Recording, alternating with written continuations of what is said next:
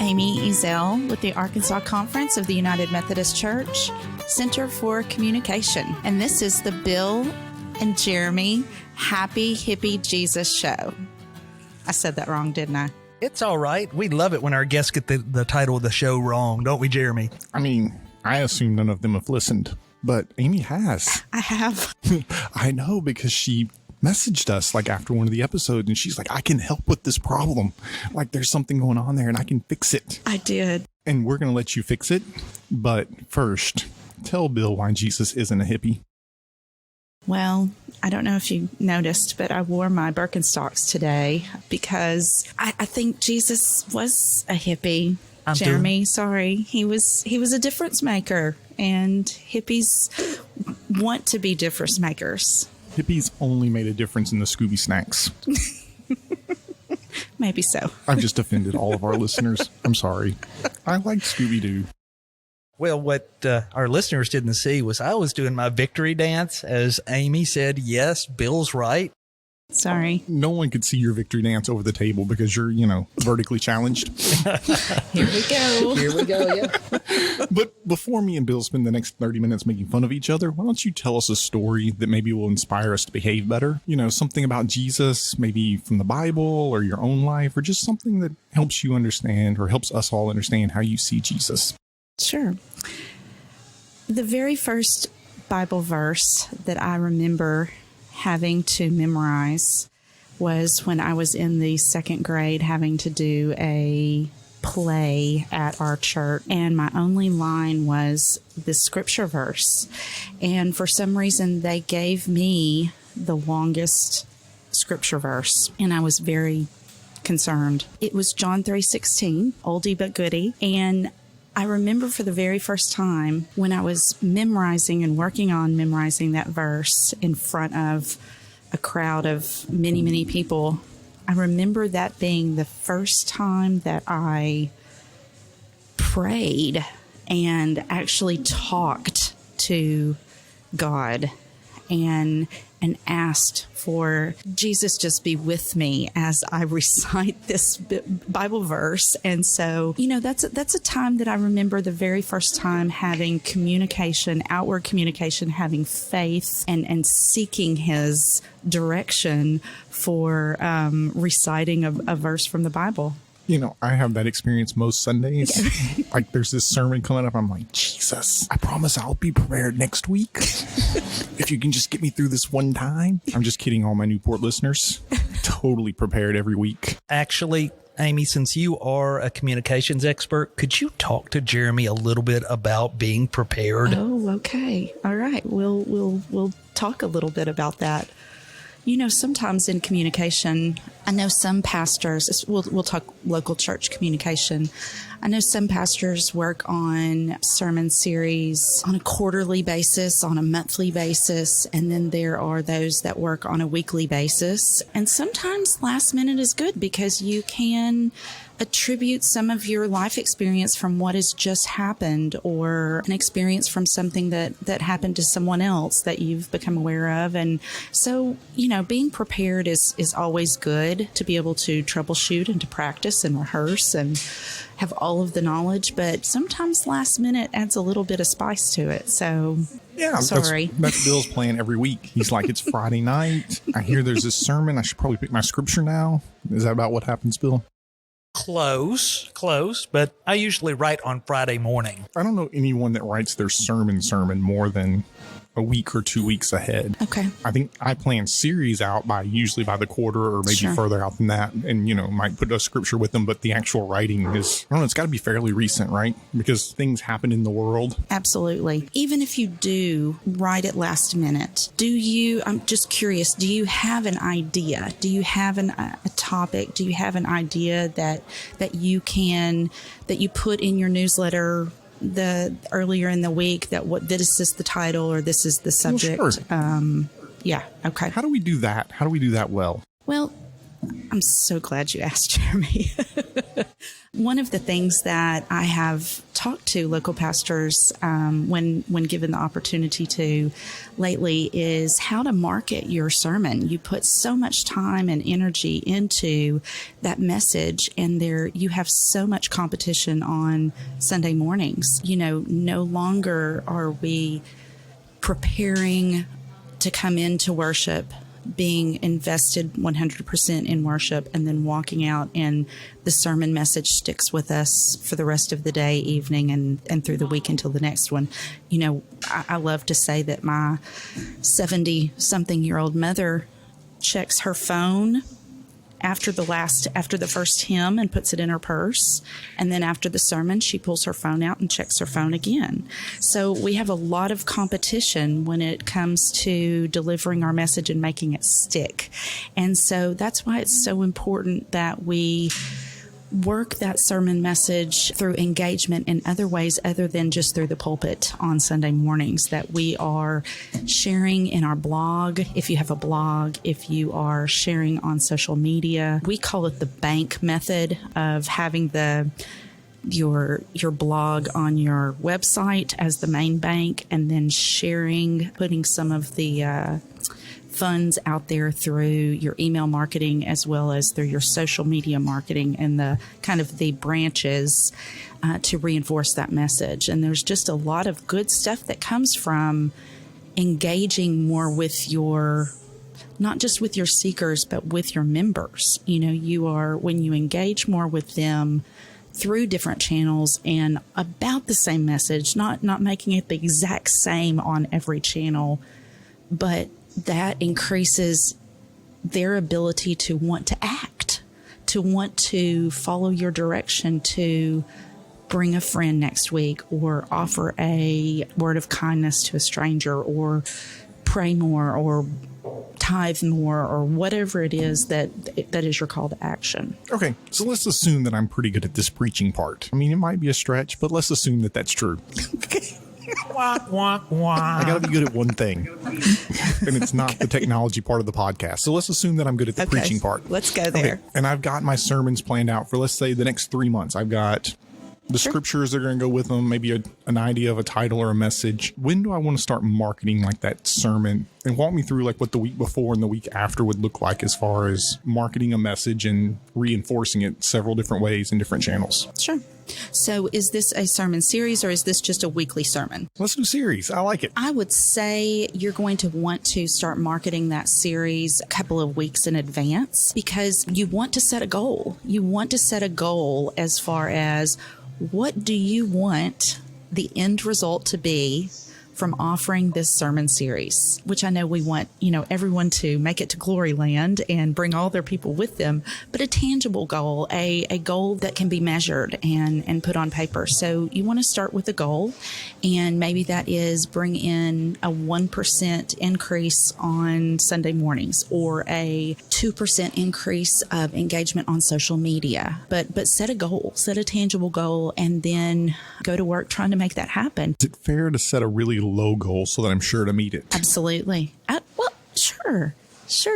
You don't ever want to set such huge goals that you never can attain them. That's because you're going to just give up really quickly. So Bill told me it was his goal to be 6'6". Do you think that's reasonable? Oh, okay. Well, if I can't do it height-wise, I'm going to work on width-wise. There you go. I'm sorry, we completely derailed, but we have a goal. We have a goal. So then you want to have your sermon, at least your topics planned. And you want to go to work writing about that. You want to share, you want to have a plan for every week that you're offering this sermon on why you're doing this sermon, what it has meant to you. It doesn't have to be very long because honestly, people don't read. They just don't read much. Consider shooting a video, even if that is a selfie video from your cell phone. Consider graphics that you can get free online that will accompany that. Post it on your website and then share it in your weekly newsletter. Share it on social media, but I can't tell you enough to make sure the message is different for each channel. Don't put the same message out in your email that you're putting on your Facebook, because most of the time those are two different audiences. And so if your goal is an increase in people attending church when you are offering this sermon series, or if it's a goal of, increasing discipleship among your lay members, remember that you're going to have to keep each channel organized and use your strategery to your strategy to determine what message is going to reach each different audience, because you want to keep it personal, you want to keep it short, you want to keep it different each week, and you want to give them something different and something eye-catching that's going to make them stop and want to read and invest. And a lot of people, I want to add that this is a lot. This is putting to have an engagement campaign takes a whole lot of time and energy. It really does. And so for pastors or communicators who are starting from the beginning and they're just now getting a website, or they're just now getting a Facebook page, that's your first step. Just take one step at a time, and don't try and do it all at once, because you're going to be overwhelmed and you're going to want to quit. So just take one step at a time, but the engagement campaign will hopefully help you meet your goals. With you mentioned selfie videos. Mm-hmm. Is it important for a pastor or somebody putting those up on social media to consider where they shoot those? Because I'll be honest with you, I know what a lot of pastors are going for when they go outside and shoot these, but they're so painful with the wind blowing and everything else. I know they're painful. You know what's the most painful for me, though? I know the wind blowing and the outside sounds and things like that. The most painful ones for me, though, are when someone's in their car and they do an upward angle. So you get like the bottom of their chin and up their nose. That's not, nobody really wants to see that. So I would ask someone to shoot the video for you. Ask your administrator, your spouse, someone, who's a friend, to shoot it for you. Do as many takes as you need to. Don't feel like you have to just go right with the first one. Yeah, you want to do it, looking straight at the camera, not from a downward angle. Be cognizant of what is in the background. No purses or trash cans or light switches, or because those are distracting. But really, if you just keep it short and sweet, 15 seconds, that you will be the main message. What you're saying will be the main message. Now, what really gets me, and it's my pet peeve, I cannot stand the video shot in portrait mode. I want to see them shot in landscape, because then they work on all platforms. Sure. And also, I think pastors and anybody else shooting these videos need to be, if you don't have somebody to hold the phone for you, there's a thing called tripods, and all the tripods come with cell phone holders now. Right.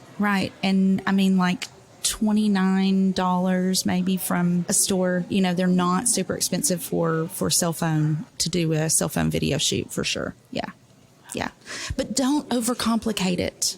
Don't overcomplicate it, because sometimes the really beautifully produced videos are sometimes the ones that we see and go, oh yeah, that's a sponsored ad. I'm not interested in that. But when they see it's kind of real, and that someone might be laughing or singing, or there's movement, that makes you want to stop and see what they have to say. And I guess you were hitting on, you talked about audience. Yeah. And that's like a big thing for millennials and people younger is authenticity. Yes. So looking real. Yes. Looking real is very important. And that's one of the reasons why, when you're doing some engagement, when you've decided that, okay, I want to take that step to up my email marketing game. We're sending an email out each week with our newsletter, and then I have a email that includes my blog. Including your blog is good, but keep it real. Keep it very transparent. Add a little humor to it, and so that people are always wanting to read and always see what's next. And when you write 2 pages, I guarantee you people are not reading the whole entire thing. So keep it short and sweet and interesting, transparent, add a little humor when you can. And that's a good direction to go in. Yeah. I feel like she's talking to me because I'm the guy that sets up the green screen and then goes in and does all kinds of backgrounds and like flying off of a building or something. Do you do a fan? No, I've had space behind me before. It just depends on what I'm preaching on that week, Yeah. Keep it fun. Keep it fun and engaging, and people will stay interested. If it's another thing that I see that I feel like folks have the right intention, but we are not gaining the ground that we want, is doing a Facebook Live of their worship service and then posting it on Facebook. And that is all that is being posted on Facebook. There's it's just service on Sunday, service on Sunday, service on Sunday. And there's not an invitation or a follow-up or a preparation beforehand. And so, Facebook Live is great and posting it is great, but to really get the engagement, you need to add an intro, you need an invite, you need a follow-up. I'm Bill. And I'm Jeremy. And if you like what we're doing, I want to encourage you to subscribe. You might even consider sharing it with a friend. Or rating and reviewing us. That helps get the word out. I hear if you review us, Happy Hippie Jesus will love you. That's true. Now to the show.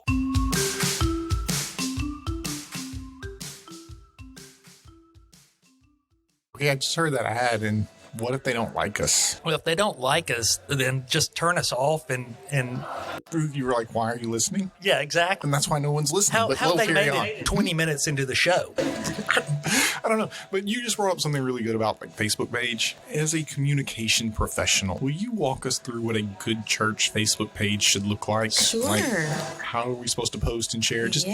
Let's back up and start at the beginning. Make sure that you have the correct information on there, because Facebook pages now you can Google. When you Google a church name, if you don't have a website, or even if you do have a website, your Facebook page is going to pop up in a Google search. So be sure that you have your correct street address. Be sure that the phone number is correct, because people can use that as a GPS to actually get to you for an event or for a worship service. List your worship times on there. There's an information section. List your who, what, when, why, where on there. Don't be afraid, because if you don't have a website, this is your website. This is your front door to people who might not be attending your church. So having a Facebook page, you want to have a really good photo as your profile picture. You want to have a really good photo of your background picture. I suggest changing up that background picture for different events that are coming up, for different sermon series, for different, scripture lessons, I would suggest changing that up, pretty on the reg there. So, but your profile picture, which I think people usually use as a good photograph of their church, is good to keep. Your Facebook is one of those things that you want to offer engaging pieces, you want to offer informative pieces, and inspiring pieces. And so we always try to do at least one engagement piece a week, which means asking a question or asking for a call to action, sharing, the all-time favorite, share a picture of your pet. That just makes people go bananas. But to ask them to do something, or to ask them to share, I'm just random, what did you have for lunch today? And how did that, who did you meet with, or whatever. But always, I'm sorry, go ahead. I'll say, go ahead and take a second and tell us why shares and likes and comments are so important for Facebook. Oh, absolutely. Well, the algorithm now for Facebook is, for those of you who know Facebook, know that you're not seeing everybody you know and love like you used to. And so that's why it's so important to ask your members to share your posts, ask your members to ask your members to make comments on your posts. so that more people will see those. Now, I had heard that Facebook now punishes you for asking for shares. Now, that would be on a really, really big basis but for a local church, asking someone to share this information about this event we're okay with that. Now, asking them to share political information or, for a secular Facebook account, that's going to be different. But for a local church, and as long as you're not asking every single time, but for just those special things, you're good. What I've started to do recently, just to avoid that, in the image, I put a share me in the image itself. Nice. So yeah. It doesn't show it, the algorithm can't catch that. Good. Yeah. That's a good idea. Okay. So you have your profile picture, you have your posting, you're doing at least one engagement post a week, you're doing one inspiring post a week. I'm also going to say, please try to mix up the visuals when you are posting. You want to use, the best thing is photographs and not stock photos, but photos of your people, your church, people in action, work that's being done from events. Those are going to be the things that people are going to be most invested in and tend to get the most following. So always try and use a photo or some sort of graphic image or a video. And you don't have to post every day. Every other day is good. If you have to post twice a day, that's okay, but then give it a day before you post again. So you don't want to inundate someone's Facebook feed because they get tired of reading your messages. But yeah, that's also, let me add this.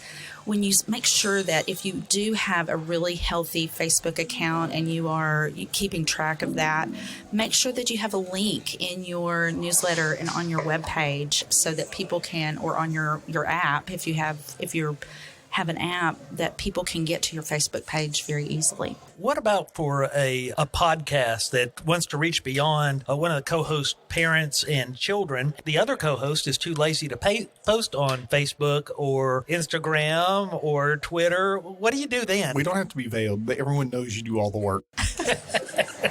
Because you're busy preparing sermons, right? And I don't have time for funky space backgrounds. No, let's just be honest. You don't know how to do funky space backgrounds. Okay, so the question was... I'm just joking. Let me see if I can recap for all of our pastor friends out there. Okay. Maybe you didn't get it all the first time. I mean, I know you're all bright. Thank you for listening. Anyway. So yes. We're going to do a sermon, or we're going to broadcast our worship service, either through Facebook Live or by recording and posting later. Is there advantages to one or the other? No. You have the opportunity after you shoot a Facebook Live to publish it immediately. I suggest you do that. And can I share a little story that I heard this week at one of our family conversations? One of our pastors, we were talking about Facebook Live, and this was something that they had been doing for about a year, and they were evaluating, we're getting about 8 to 12 people that are watching live every Sunday, but then they're getting, a little over 100 views afterwards. But they were trying to decide, okay, how do we improve on our viewership and our engagement? And, or is this something that we even need to continue doing, because they felt like they were going to a lot of trouble to do it. And they found out the same week that a mother of someone who attends that church, her daughter is in prison in Florida. Her daughter, who had been watching the Facebook Live of these worship services, then through their prison chaplain for the first time asked for Jesus to be a part of her life. And so they were immediately, the pastor and the communication team were like, okay, so we've got to continue Facebook Live. So, and we'll keep going with that. So moral of that story is, you never know. You never know who you might reach and who you are reaching. And so, anyway, wanted to share that tidbit. That's really Isn't that beautiful. awesome? And We do it through YouTube, and one of the reasons I chose YouTube over Facebook Live was you don't have to be on Facebook to watch it. Right. It lives in perpetuity on YouTube. We had a similar story as well. A mother told me that her autistic daughter, who cannot handle all the noise of a contemporary worship, sits at home though and watches it, and she can turn it to the level that makes her feel comfortable. And she does that every Sunday. Yeah, that's awesome. Yeah. That's amazing. And that's worth it right there. All the trouble, that one person, okay, we'll do it every week. Absolutely. In one of our churches here in Arkansas, they average about 60 a Sunday and for worship. And the pastor was telling me that they have started doing Facebook Live, and they have a 15-year-old that sits on the second row, and he operates the camera from his cell phone, and he does all of the Facebook Live and posting. And anyway, and now they have other youth that will come sit with him who had not been attending church and are now coming to sit with him because he is producing the Facebook Live for the local church, which I think is super cool. Oh, my 7th and 8th graders fight over the iPad of who's going to get to record the service. It's like war. Yeah. And it is. I mean, I could tell you it's worth doing just to get, a 7th or 8th grader engaged if no one watched. Yeah. And a few years ago, I had a youth director contact me and said, we use your sermons in our youth group because we can get it on YouTube. And I thought, that is so awesome. That is super awesome. That is super awesome. Well, at the conference, we use some Facebook Live, but we usually use YouTube as well. But any kind of video that you can get in there and post on Facebook is good. Great. So we're releasing our service on Sunday. Then we're going to give it a day. Mm-hmm. And on Tuesday, we're going to put out some kind of share post. We're going to say something like, God is God of all creation. Share a picture of your favorite pet because God created them too. Yeah. And then, nothing wrong with that. Yeah. And then on Wednesday or Thursday, we're going to come out with some kind of like little short blog that kind of previews the sermon. Yeah. And I would just take a line of that. I would take a line of that as the intro and post that with a visual image, either be it a 15-second video or a graphic, a photo or a graphic, and share that on Facebook, but share it with the link to the website so that you are driving everyone to your website. Yeah, and you're preparing and you're letting people, you're going ahead and engaging with people so that they can start preparing themselves and understand that you are already there as well. You are already putting thought into this and you are already preparing, and it's just good. Even if you're a rural church and don't feel like that you have any possibility of anyone ever visiting except for on Christmas or Easter because the grandkids are in town or the grandparents are in town, to create engagement with your members is just as important as trying to reach those who are seekers. So some of those posts are great if you're doing a sermon that is more feel good. But suppose, like this last Sunday, I did a sermon on abuse survivors. Do you have any thoughts on how you might prepare people for that? Man. So yeah, that Bill, that gives you a really good opportunity to talk beforehand, to be real and to say, this is what my sermon's going to be about. And this is a really hard subject. And, that kind of tagline right there, people are going to go, what does he have to say? And they're going to want to read it. So you're creating engagement. You're being very real and transparent. And people are going to want to hear what you have to say, especially because you put thought into talking to them about it before Sunday. From the perspective of someone who doesn't write sermons, who sits, in a pew, is it important to be prepared if you're going to get a tough topic? Do you want to know before you walk in? I do. I mean, I think it's good, especially if you have children. As a mother, mine are grown and flown. But, if I were to have children sitting with me, I would like to know, not because I wouldn't bring them, but just so that I can be prepared for conversation afterwards, that we can prepare in the car on the way and that we can be sure to have conversation afterwards.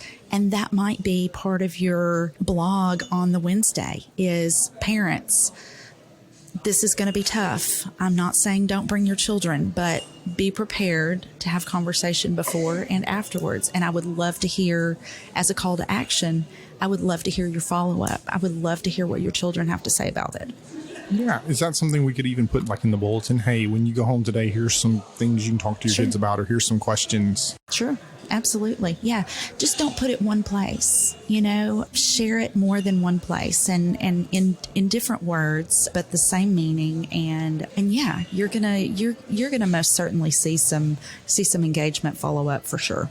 Yeah, that's a good transition here. We've talked about preparing folks for what you're going to talk about. What about follow-up? Do we do the same kind of stuff, or do we end up mixing the message? Well, because our week is only so long, you have to be careful about mixing the message. And so, if it is a message that you feel like that you need clarification, or that you feel that you've gotten a lot of feedback on it already, then absolutely you need to communicate that and ask for more, or clarify, or say, here's my email address. Please let me know what you think about this. Let's talk some more about this. To create that engagement is always good. But if it is something that is not, you don't want to run into preparing for the next Sunday. So, you just have to be careful. I would probably do maybe a Sunday evening, or maybe get it in the queue to do something on a Monday morning as a follow-up, and something simple.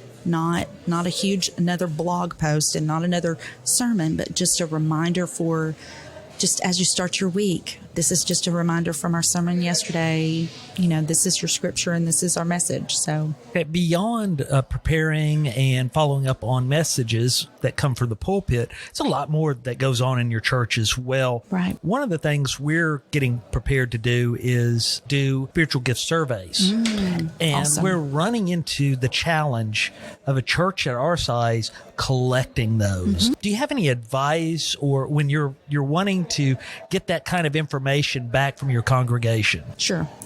So where we are in Arkansas, we still have pockets of areas that do not have broadband access. And so we have to be cognizant of the fact that some of our members and some of our older members may not have access to email. So a lot of our churches are still in the process of doing email and paper for surveys and things like that, or for newsletters. So I would suggest for something as important as the spiritual gifts survey that it should go out via email, a separate email by itself, and it, in the subject line, it needs to be a catchy subject line that says, very important, please open and return within 48 hours, a message from Pastor Bill, whatever, something that's going to catch their eye, but a separate email. And then I would also snail mail it to the people that don't have email, for sure. I'm going to say this before Jeremy does. Okay. If it says from Pastor Bill, they may not open it. They won't open it. Okay, well, then don't put that. I just had to beat Jeremy to the punch, because if his mouth wasn't full. You knew he was coming at it. I was just going to let you have that one. Yeah. I was like, I've kind of piled on Bill during this podcast, and we're recording like 3 back to back. So I've got to save some of it for hour 2 or hour 3. Yeah. And I would also suggest, Bill, that making things convenient for people should be, especially when we're wanting return, should be key. So you're going to want to look at offering a interactive survey, something that they can fill in and push submit, instead of printing it, writing on it, and then scanning it back or mailing it back. So yeah, you're going to want to be sure to do that. What's a reasonable response rate for something like that? For a local church, I would think it's going to be around 50%. Yeah, probably 50%, maybe more, depending on how soon you start. But email surveys, when you send out an email survey, usually the majority of them are going to come in within 48 hours. Yeah. Now, I want to stick with this same example Okay. because it works well. There's an online version of this, that, and you enter in an email address to get the response. Right. Would it be a good idea for a church to create a very easy to remember email address to ask your members to put in, like, say, my ministry at thischurch.com. Absolutely. The days of having an email address that are hard to memorize, when we first got Yahoo accounts and Excite and all of that, we AOL wanted dial-up. AOL dial-up. We wanted them to be kind of include numbers and letters and not necessarily memorable because we just looked at it differently. And now we need people to remember those email addresses. So yeah, in Google, it's very easy to set up new emails and to make it so that it is easy to remember for people, for sure. I think the trickiest part for us on that was deciding who was going to receive all those emails. Mm-hmm. Yeah. Mm-hmm. Everybody was raising their hand at once. You can imagine. Yeah. I can imagine. When you do a survey or when you offer some sort of call to action like a survey, we have to make it convenient and easy for people because we are competing with so many other things for their time. And the second most important thing I want to say about that is the follow-up and having an auto reply that says, we have received your survey. Thank you so much for taking the time to do this. You will receive the results, or however it is that you're going to deliver results or feedback or whatever you want to say that, and then stick to it, because emails that get sent and don't get answered, not good. So we're coming close to the end. So I want to ask, what are some of the biggest mistakes churches make communication-wise? Well, the largest one that comes to me immediately is a website. And the fact that churches will get a website and our churches will think that, okay, we have a new website, we're done. We're done. Websites need to be updated every couple of years, and that's like every 2, maybe 3 years, just for aesthetic reasons. The information needs to be updated weekly. We always encourage people when we're offering training to have the person, whoever is doing the newsletter, whoever is doing the bulletin, that they also update all of that information on the website as well. So that's my biggest pet peeve is when you pull up a church website to see what they have to offer, and I visit a lot of churches, and to see that they have things from 2017 on there, or to see that they still have their Advent service information on there is not, it says we're not really operating well. Yeah, it's funny you mention that because I just today got a Facebook Messenger that was sent to me from a guy I went to seminary with who was asking about a class I taught that he found on the website of a church that I haven't been at for over 3 years. Wow. Yeah. Oh, that's not good. That's not good at all. Yeah. So what'd you tell him? I haven't responded yet. Good follow-up. Well, I've been in meetings all day, and then, I had to cover for you as you were 15 minutes late for our interview today. As we close out today, Amy, what's saving your soul? I know you're prepared for this because you listen every week. I tell you, what is saving my soul is being able to go into the local churches usually on a weekly basis and visit with the people in the pew and taking a step away from the top layer of the denomination and being able to step into the local church and see the babies being baptized, the food pantries feeding the hungry in the community, the backpacks being prepared, the Sunday school classes being taught. That is all so good for the soul. And it makes my soul happy to have that connection and people saying, oh, what church do you go to? What church, and the fact that we're just United Methodist and we're there is really, really good for the soul. Thanks. So if people want to find out more about you or follow you, how can they do that? Yeah.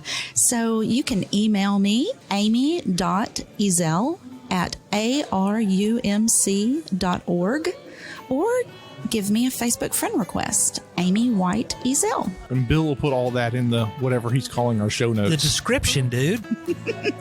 Thank you, guys. Thanks.